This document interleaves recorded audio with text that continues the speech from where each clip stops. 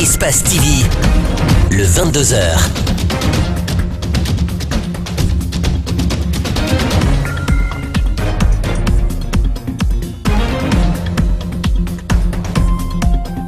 Il est 22h. Bonsoir à tous. Merci de nous rejoindre sur Espace TV. Voici les titres de ce journal. Une décision ministérielle suspendant des syndicalistes fonctionnaires suscite des réactions. Les concernés dénoncent cette décision et parlent d'injustice. Vous les entendrez dans ce 22h. L'état d'insalubrité des ports de pêche artisanaux inquiète plus d'un. En tout cas, autorités portuaires et pêcheurs du port de Boulbinet tirent la sonnette d'alarme. Reportage à suivre avec Mamadou Kalisso.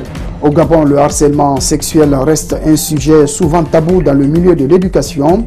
Il constitue même un moyen de pression sur les résultats scolaires. Bienvenue à tous. Les syndicalistes récemment nommés directeurs préfectoraux de l'éducation se sont exprimés ce samedi sur la décision ministérielle rendue publique hier vendredi. Cette décision suspend ces fonctionnaires syndicalistes pour abandon de poste et insubordination administrative. Mariam Foudé Kamara, Salif Lifosissé. Kadia Taba et Aboubakar Souma sont membres du syndicat libre des enseignants-chercheurs de Guinée-Sleg. Le 17 août 2017, ils ont été nommés directeurs préfectoraux de l'éducation à Dingira et à Dalaba. Mais depuis lors, ils refusent de se rendre dans ces villes pour prendre fonction, pour la simple raison qu'ils n'ont pas été consultés. Devant cet état de fait, le ministre de la fonction publique et de la réforme administrative a pris la décision de les suspendre pour abandon de poste. Par rapport à la sanction, une fois de plus, cela confirme que nos ministres ne respectent pas les conventions de notre pays, les lois de notre pays, puisqu'ils ne peuvent pas nommer un syndicaliste sans le consulter et prendre encore des décisions contre celui-ci.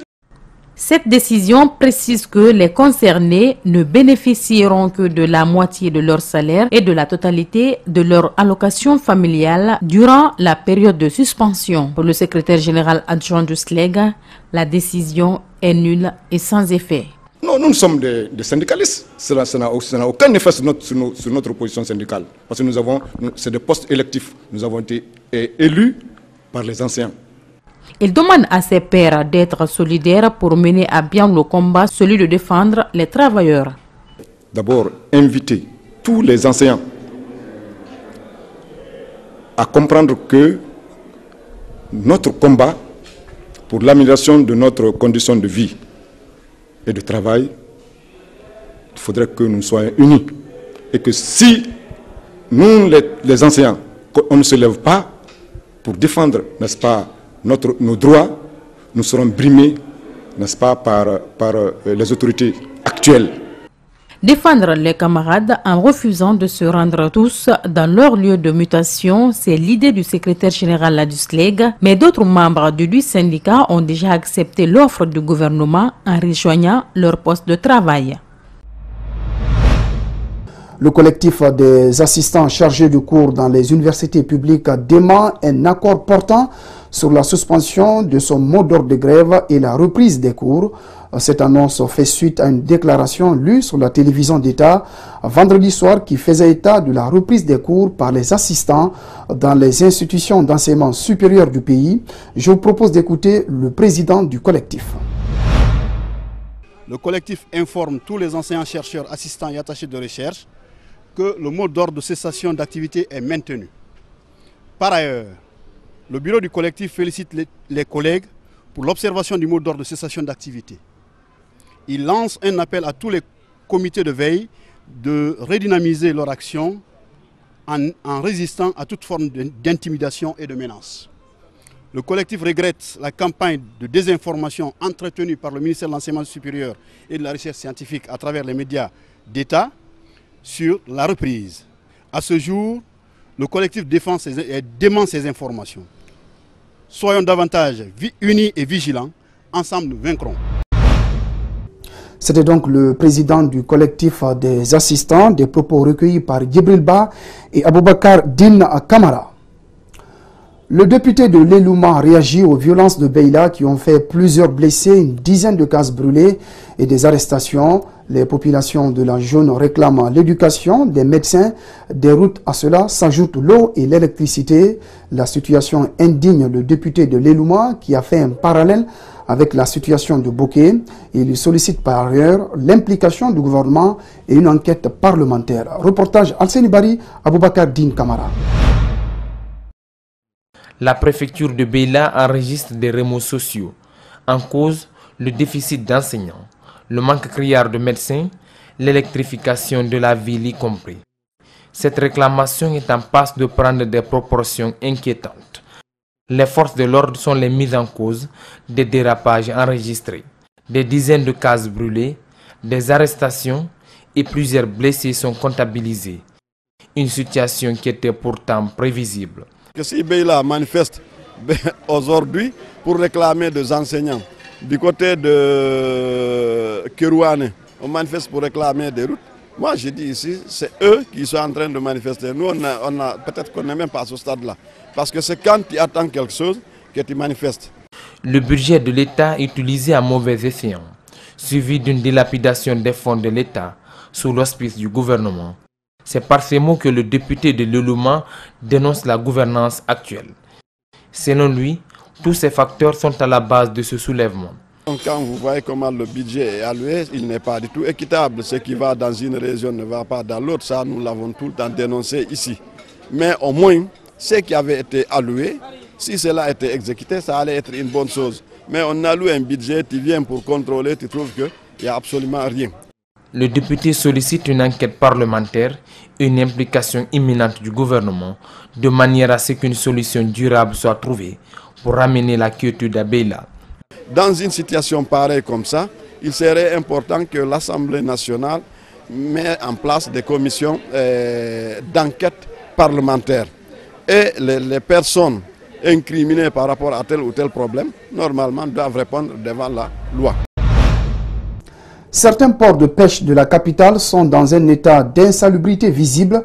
C'est le cas notamment du port de pêche artisanal de Boulbinet. Il est envahi par des ordures de tout genre. Autorités portuaires et pêcheurs sollicitent l'implication de l'État pour assainir le port. Reportage Mamadou Kalisso, Yacouba Traoré.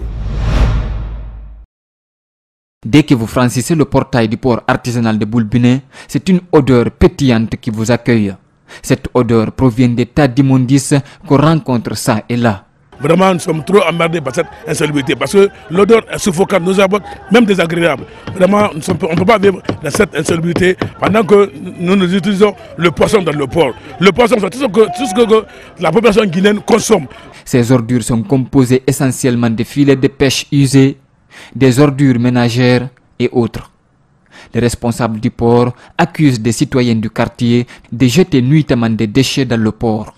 Les marieuses aussi y jettent leurs ordures. Et ce n'est pas tout. Il y a des caniveaux ici encore qui est fixé sur la mer. Quand la pluie tombe, il y a des gens qui versent des ordures et puis tout descend au bord de la mer. Donc ça nous fatigue. Le port ne dispose pas suffisamment de poubelles et cette insalubrité constitue une menace pour la santé des usagers et les consommateurs des poissons en général. C'est pourquoi les responsables du port interpellent l'État.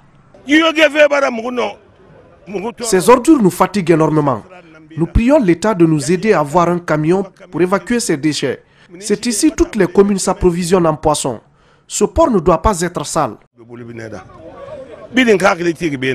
Le port artisanal de Boulbinet est très sale et mal entretenu. Si rien n'est fait, ces ordures risquent de provoquer des problèmes sanitaires à divers niveaux. Autre chose dans ce journal, des étudiants guinéens mettent en œuvre des expériences dans le domaine des télécommunications ou encore le développement des startups. Ils se sont spécialisés dans la fabrication des chargeurs de téléphone, des applications qui servent de base de données à l'état civil pour le stockage de plusieurs milliers d'informations sur les naissances, les mariages ou encore les décès. Makiso et Ibrahim Awal Kamara sont allés à leur rencontre. Suivez leur reportage. L'objectif est d'être en conformité avec la mondialisation qui enregistre des avancées en matière des nouvelles technologies de l'information et de la communication.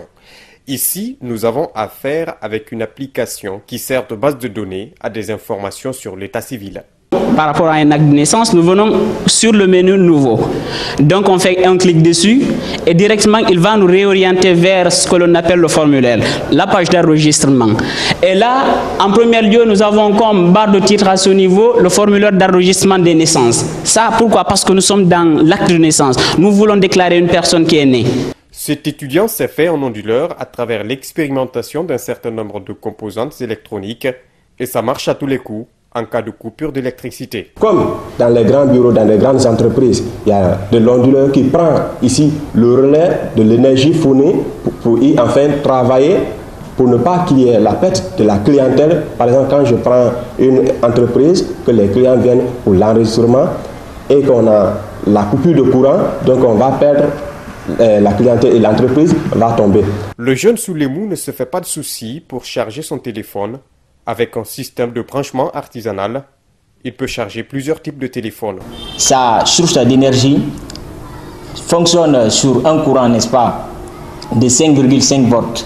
Et à ma gauche ici, nous avons, n'est-ce pas, une alimentation double à défaut d'une pile telle que cette pile que nous voyons dans ma main.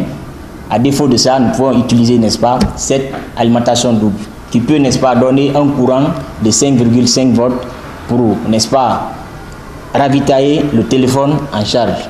Ils font confiance en leur travail et promettent d'aller plus loin si toutefois les moyens sont disponibles, dans le montage même des drones qui servent à plusieurs autres utilités.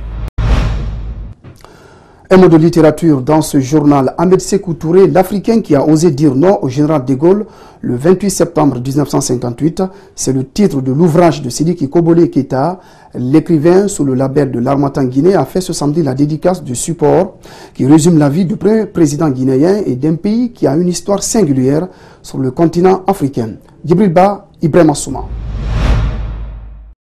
L'écrivain, dans sa présentation, a tenu d'abord à rappeler que l'histoire guinéenne reste peu connue des Guinéens, surtout à la période des indépendances. Sauf que selon Kobele, chacun enseigne son histoire. Alors l'ouvrage dont il est question est constitué de 377 pages qui parlent d'Ahmed Sékou Touré qui a pu dire non à De Gaulle le 28 septembre 1958. C'est un livre, comme je vous l'ai dit, qui couvre toute la période de 1955-1958. Et les différentes phases de la lutte et les armes qui ont été employées, syndicats et partis politiques. Le support dans son contenu relate encore le rôle majeur du peuple avant le vote historique, la configuration politique jadis et la lutte contre les chefferies traditionnelles adoubées par l'empire colonial reste tout un symbole. Qu'est-ce que l'on constate? C'est que la jeunesse n'a pas l'inquiétude intellectuelle pour lire, apprendre ce qui s'est passé. Donc l'objectif de mon livre, c'était non seulement pour parler de Sékou Touré, de son rôle transcendant, mais surtout que les jeunes sachent quel est entre 1945 et 1958 les partis politiques qui existaient, les partis qui existaient, comment ces partis étaient organisés. La première édition de cet ouvrage avait été publiée en 1998 à l'occasion du 40e anniversaire de l'indépendance guinéenne. Lui donner un caractère pédagogique et le proposer aux éditeurs étrangers en vue d'une large diffusion justifie sa réédition, explique l'auteur. Quand on parle de la lutte ethnique, l'ethnocentrisme et tout ça, là, dans cette lutte-là, vous savez par exemple le PRA sénégal, le PRA, le BAG, le Bloc africain de Guinée, qui était le parti opposé au PDG. Jusqu'à 1900, aux élections du 31 mars 1957, il était composite. Ahmed Sékou Touré, l'Africain qui osa dire non à De Gaulle, est le 7e ouvrage de Sidiki Kobele. L'œuvre va être un document introductif du débat qui sera organisé le 28 septembre 2018. Au cours de son séjour au pays de la Teranga pour la réalisation de son émission Les Grandes Gueules, l'équipe d'Adafo Média a suivi un atelier sur l'art oratoire. C'est le directeur de l'école africaine qui a dispensé ce cours aux journalistes de ce groupe de médias. L'objectif est d'outiller ces derniers sur des techniques de la prise de parole en public. Idrissa Bari, reportage. C'est autour de 3 thèmes que cet atelier s'est tenu ce vendredi dans l'enceinte de l'école africaine d'art oratoire. Le premier thème, l'art oratoire. Le second, comment convaincre son public. Et enfin, comment devenir un bon orateur. C'est le fondateur du City Business Center et directeur de cette école qui a animé cet atelier. Le premier pas que vous faites sur la scène publique, votre parole ne vous appartient plus. Elle est sous contrôle, elle doit être appliquée, elle doit être bien conçue et bien dite. La parole, ce que la parole a détruit, 1000 chirurgiens ne peuvent reconstruire. La parole qui libère, la parole qui espère, la parole qui espère, qui prospère. Nous sommes dans un monde de vitesse d'exigence. Vous avez en général 1 minute, 2 minutes pour faire bonne et forte impression. L'école d'art oratoire est le premier centre de conférence privé du Sénégal.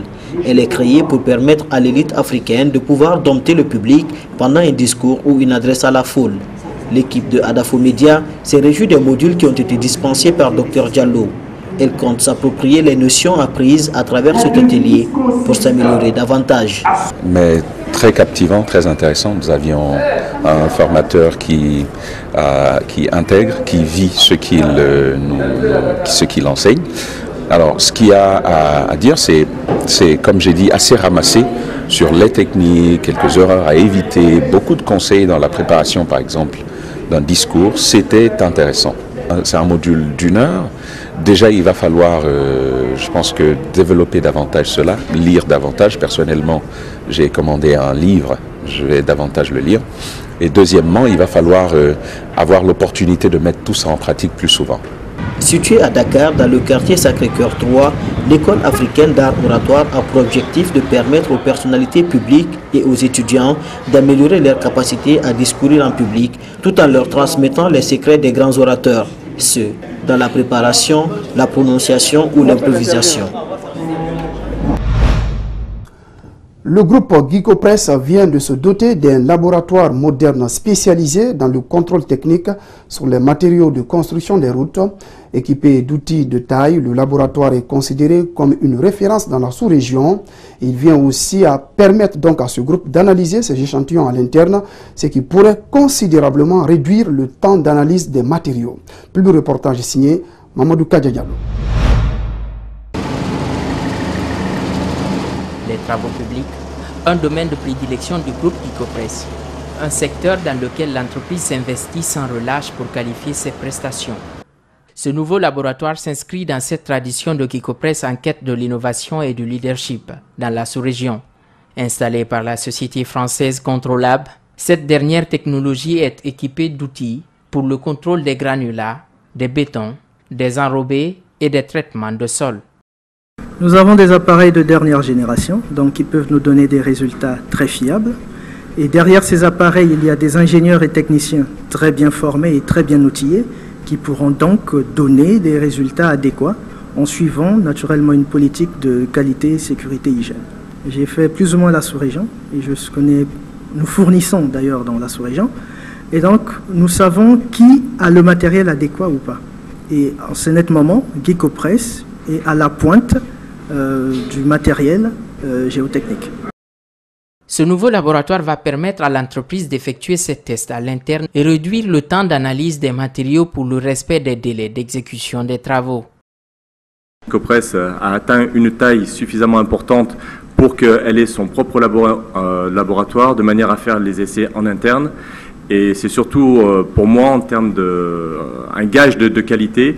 Et en tant que directeur technique, un grand soulagement tout simplement parce que on peut automatiquement avoir une plus grande réactivité. Nous pouvons affirmer sans risque de nous tromper que Guicopress est en train d'aller effectivement vers l'excellence. Parce qu'une entreprise qui n'a pas de laboratoire est une entreprise qui travaille avec beaucoup de risques sur la qualité du produit fini. Donc c'est une grosse performance qu'on vient encore de réaliser aujourd'hui. Guicopress s'est offert ces équipements, c'est pour qualifier notre travail. Comme vous n'êtes pas sans savoir, qui veut aller à la qualification doit obligatoirement s'offrir un laboratoire géotechnique. Donc aujourd'hui, le groupe Guicopress s'est offert un laboratoire digne du nom, composé de matériel de dernière technologie. À travers cet autre bijou, Guicopress poursuit son combat pour une société irréprochable et parfaitement adaptée à la concurrence. Et tant mieux pour la Guinée, capable de compter désormais sur ses propres talents. Voilà, c'est la fin de ce journal. Merci de votre fidélité à Espace TV. Passez une excellente soirée en compagnie de nos programmes.